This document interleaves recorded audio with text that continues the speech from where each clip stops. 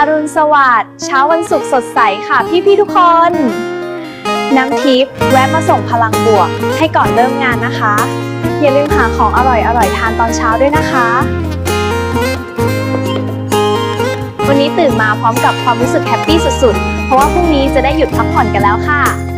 ส่งกำลังใจให้ทุกคนนะคะบ่ฮู้คือกันว่าอีกกี่วันกี่คืนละเนาะสาวต่อจอกับฝันที่รอจะหากันเจอถูกความจนผลักไกลแผ่นดินหักหลายปีแล้วเด้อก็สู้ก็ทนเสมอกับความจริงทำงานค่ะ FC จน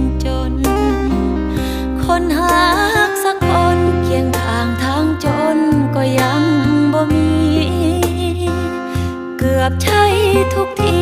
ที่พบ